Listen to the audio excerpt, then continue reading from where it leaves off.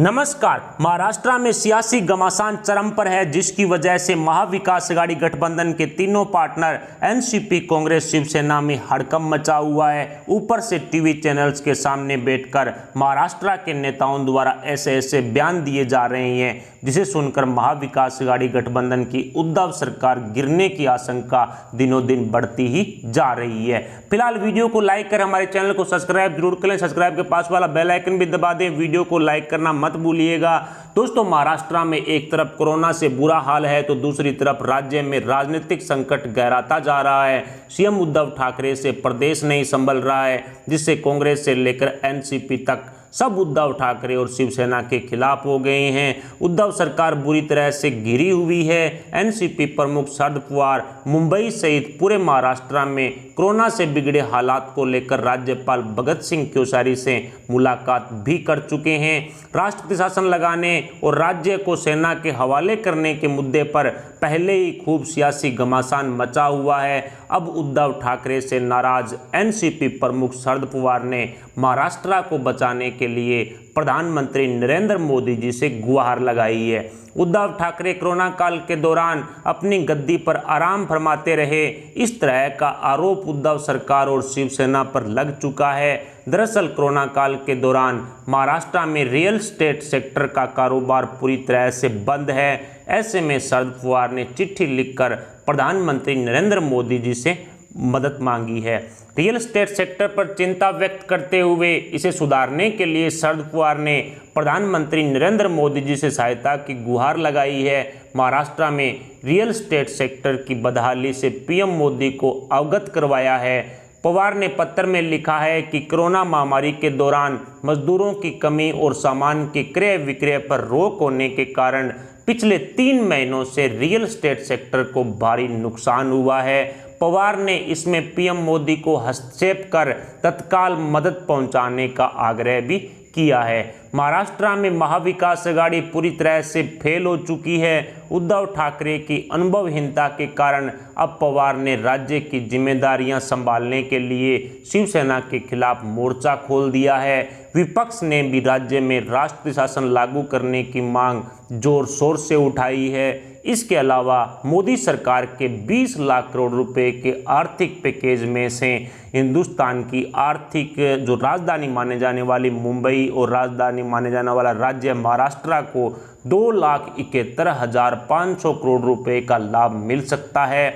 लेकिन उद्धव ठाकरे अपनी ऐशो आराम की जिंदगी के चलते महाराष्ट्र को इस आर्थिक पैकेज का लाभ दिलवाने में पूरी तरह से असमर्थ रहे हैं। विपक्ष ने उद्धव सरकार के खिलाफ मोर्चा खोल दिया है और एनसीपी कांग्रेस ने उद्धव सरकार की नाकामियों का ठीकरा उद्धव ठाकरे के सिर पर ही फोड़ना शुरू कर दिया है। एनसीपी कांग्रेस दिनों दिन उद्धव ठाकरे से किनारा कर महाविकास आघाड़ी गठबंधन को कमजोर बना रहे हैं, जिससे राजनीति के गलियारों से हर रोज नई खबर निकल कर आ रही है कि उद्धव ठाकरे की सरकार अब गिरने वाली है। उद्धव ठाकरे से एनसीपी और कांग्रेस नाराज चल रहे हैं। उद्धव ठाकरे के कई विधायक और महाविकास आघाड़ी गठबंधन के पार्टनर एनसीपी कांग्रेस के भी कई विधायक अभी फिलहाल बीजेपी के संपर्क में हैं, जो महाविकास आघाड़ी गठबंधन को तोड़कर बीजेपी में शामिल हो सकते हैं। इस तरह की चर्चाएं महाराष्ट्र में दिनों दिन तेज हो रही है। राजनीति के गलियारों से स्पष्ट खबर निकल कर आ रही है कि महाविकास आघाड़ी गठबंधन की सरकार को उद्धव ठाकरे अब ज्यादा लंबे समय तक नहीं चला पाएंगे।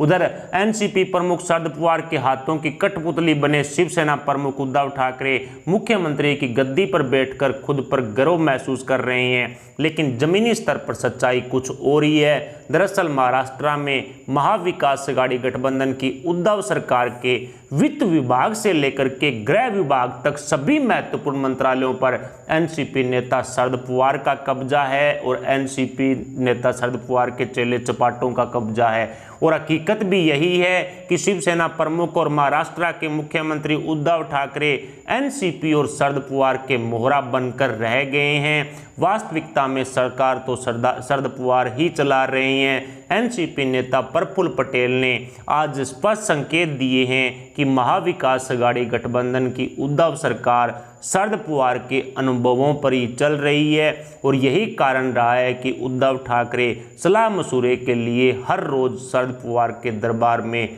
हाजिरी लगाने भी जाते हैं। प्रफुल्ल पटेल ने कहा कि वो बीजेपी और शिवसेना में पड़ी दरार का फायदा उठाने के पक्ष में नहीं थे, लेकिन अजीत पवार और कांग्रेस की राष्ट्रीय अध्यक्ष सोनिया गांधी सहित शरद पवार के बीच में जो एक खिचड़ी पकी थी और उसी के कारण हमें सत्ता में बैठना पड़ा था। यानी कि कुल मिलाकर के अजीत पवार, शरद पवार और सोनिया गांधी के बीच में पकी खिचड़ी के कारण जो प्रफुल्ल पटेल ने बताया कि इस महाविकास अघाड़ी गठबंधन को बनाना पड़ा, शिवसेना के साथ सत्ता में बैठना पड़ा। दरअसल एनसीपी नेता प्रफुल्ल पटेल को प्रधानमंत्री नरेंद्र मोदी जी और अमित शाह से अच्छे राजनीतिक संबंध रखने वाला नेता भी बताया जाता है।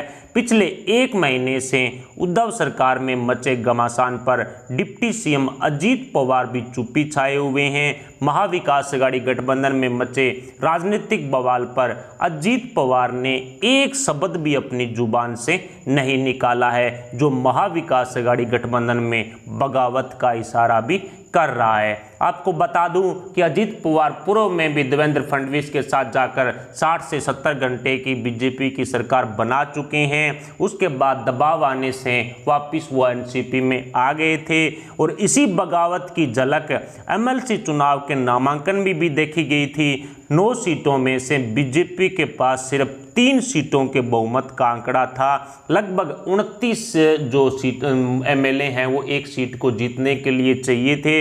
ऐसे में सिर्फ और सिर्फ 3 सीटों का बहुमत बीजेपी के साथ पास था। उसके बावजूद भी उद्धव ठाकरे ने बीजेपी को निर्विरोध 4 सीटें दे दी। उद्धव ठाकरे भली भांति जानते थे कि अगर एमएलसी सीटों पर चुनाव हुआ तो एनसीपी, कांग्रेस, शिवसेना के कई विधायक जो उद्धव ठाकरे से नाराज हैं वो क्रॉस वोटिंग कर बीजेपी को अपना वोट देंगे।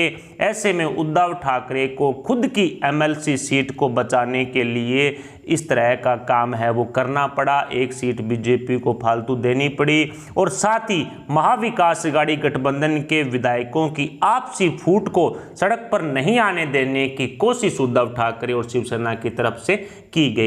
लेकिन पुरानी कहावत है कि हाथी के दांत खाने के और होते हैं और दिखाने के और होते हैं। महाविकास अघाड़ी गठबंधन के विधायकों में उद्धव ठाकरे के प्रति कितनी नाराजगी है और इस गठबंधन में बगावत का स्तर कितना ऊपर उठ गया है, इस बात का अनुमान विधान परिषद के चुनाव में लग चुका है। यही कारण रहा है कि गुरुवार को पूर्व मुख्यमंत्री देवेंद्र फडणवीस ने शिवसेना की टिप्पणी पर जवाब देते हुए कहा था कि जिस दिन चाहेंगे बीजेपी उसी दिन महाराष्ट्र में 145 का बहुमत आंकड़ा जुटा लेगी।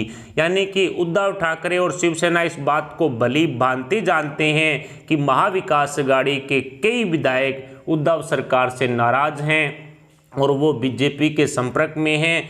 इसलिए संजय राउत ने शिवसेना के मुखपत्र सामना में बीजेपी के 30 विधायकों के बागी होने की झूठी अफवाह भरी खबर छापी ताकि महाविकास अघाड़ी गठबंधन के एनसीपी, कांग्रेस, शिवसेना तीनों पार्टियों के विधायकों को लगे कि बीजेपी में भी बगावत है और बीजेपी 145 का आंकड़ा नहीं जुटा पाएगी क्योंकि उसमें बगावत है और 30 विधायकों के शिवसेना पर जो संजय राउत हैं वो शिवसेना में आने की बात कह रहे हैं और इसी भय के चलते महाविकास अघाड़ी के जो नाराज विधायक हैं वो बीजेपी में नहीं जाएंगे। इस तरह का गेम शिवसेना की तरफ से खेला जा रहा है जिस तरह से मध्य प्रदेश में कांग्रेस ने खेला था। लेकिन उद्धव ठाकरे और शिवसेना को अजीत पवार सहित कई विधायकों में बगावत के कारण एनसीपी, कांग्रेस, शिवसेना को छोड़ने की भनक लग चुकी है और इसीलिए उद्धव ठाकरे अपनी सीएम गद्दी बचाने के लिए हर रोज महाविकास अघाड़ी गठबंधन के नेताओं के साथ बैठकें भी कर रहे हैं। लेकिन इतना साफ है कि एनसीपी, कांग्रेस, शिवसेना में सब कुछ ठीक नहीं है।